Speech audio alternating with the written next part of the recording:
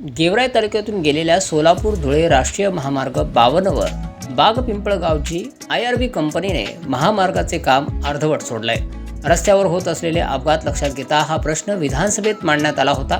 त्यानंतर IRB कंपनीकडून उड्डाणपुलाचं काम सुरू करण्यात आलं। मात्र आता उड्डाणपूल बाग-पिंपळगावपर्यंत करावा, तसेच सर्व्हिस रोडचे काम देखील पूर्ण करावे या मागणीसाठी बाग-पिंपळगाव ग्रामस्थ गेवराई तहसील कार्यालयासमोर उपोषणाला बसलेत। परिस्थिती निर्माण झाली। शेतकऱ्यांकडे फक्त राहिला आता ऊसच, तर तो ऊस कारखान्याला पाठवण्यासाठीची एक समस्या आहे सगळ्यात मोठी।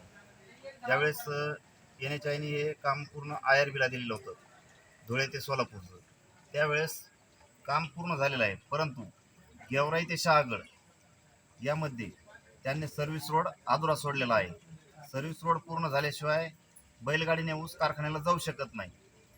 आणि हायवेला ज्यावेळेस बैलगाडी चालते, आत्तापर्यंत जवळपास आमच्या 10 ते 12 ऊस वाहतुकीच्या गाड्यांचा अपघात झालेला आहे। त्यात शेतकऱ्यांचे आत्महत्या नुकसान झालेले आहे। बैल परत माणसंसुद्धा जायकवाडीच्या ब्रिजजवळ एक लेडीज अपघातामध्ये मृत्युमुखी पावलेली आहे। सुवर्ण वारसल्यासाठी सोमनाथ मोठे, श्याम जाधव, गेवराई, बीड।